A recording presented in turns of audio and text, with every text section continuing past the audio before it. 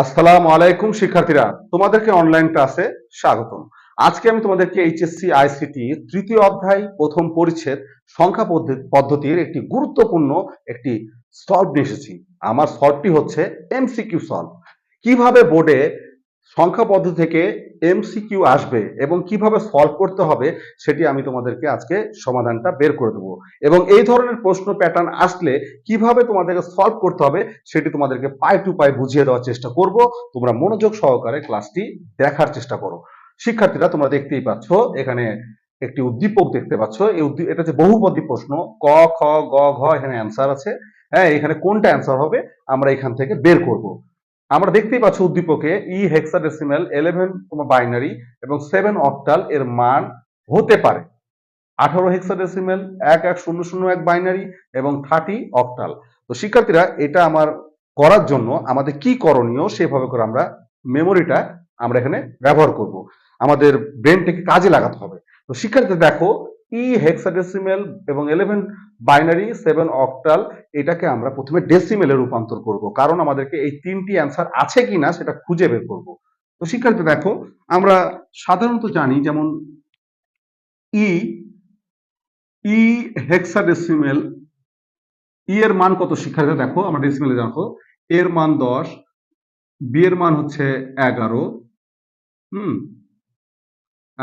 C এর মান হচ্ছে 12, ডি এর মান হচ্ছে 13, আর ই এর মান হচ্ছে 14। তাহলে শিক্ষার্থীরা আমরা এখানে পেয়ে গেলাম হচ্ছে 14 ডেসিমেল। তারপর শিক্ষার্থীরা 11 বাইনারি। এখন দেখো, যদি আমরা বাইনারি থেকে 1 যদি বাইনারিকে আমরা যদি ডেসিমেলে রূপান্তর করি, তাহলে 1 গুণ 2 যোগ 1 গুণ 2 0 1। তাহলে দেখো 1 গুণ 2 একে 2 এবং 1 গুণ কোন সংখ্যার উপর 0 পাওয়া থাকলে 1। তাহলে শিক্ষা 2 একে 2 এবং 1, তাহলে কত হলো 3 ডেসিমেল। তাহলে শিক্ষার্থীরা 11 বাইনারি হচ্ছে 3 ডেসিমেল। ঠিক আছে, এইবার শিক্ষার্থীরা 7 অক্টাল।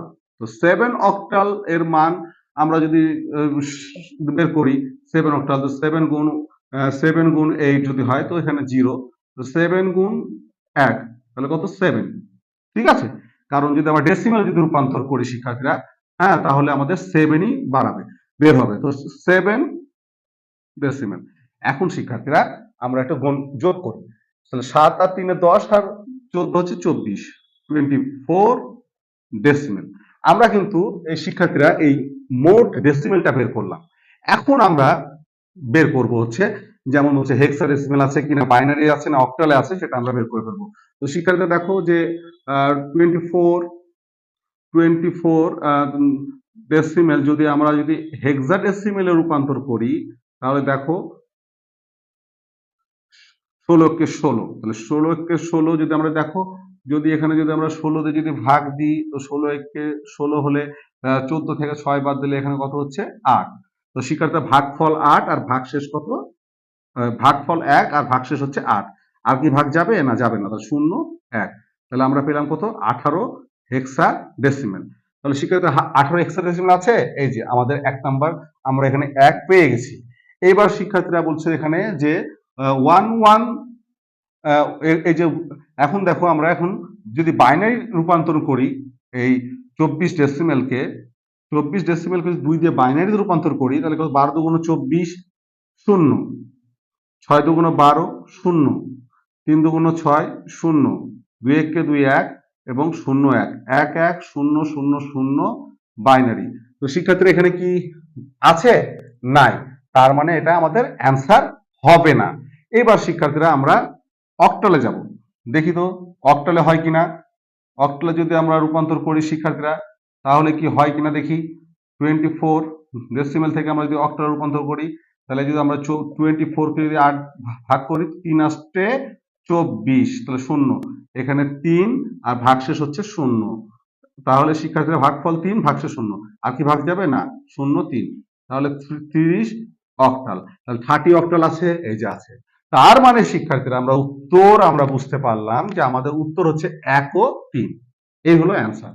তো শিক্ষার্থীরা, আশা করি তোমরা এটা বুঝতে পেরেছো। প্রথমে আমরা কি করলাম, এটা ডেসিমেলে বের করে নিলাম। ডেসিমেলে বের করার পর আমরা চেক করছি যে হেক্সাডেসিমেলে 18 হয় কিনা। এখানে শিক্ষার্থী দেখো আমরা 24 ডেসিমেলকে হেক্সাডেসিমেলে রূপান্তর করলে 18 হেক্সাডেসিমেল, তার মানে আমরা উত্তর 1 পেয়েছি। তারপরে শিক্ষার্থীরা আমরা 2 নাম্বার গেলাম হচ্ছে বাইনারিতে রূপান্তর, দেখছি না 1110 এটা মিলেনি, তাহলে এটা অ্যান্সার হবে না। এবার শিক্ষার্থীরা দেখো আমরা 24 ডেসিমেল অক্টালে রূপান্তর করলাম, এবার দেখো এখানে 8 3 এবং 0, তাহলে শিক্ষার্থীরা আমরা বুঝতে পারছি যে এখানে 30 অক্টাল মিল আছে, তাহলে উত্তর আমাদের 1 এবং 3।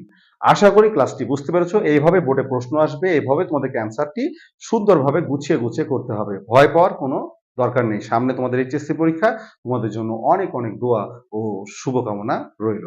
আসসালামু আলাইকুম ওয়া রাহমাতুল্লাহ।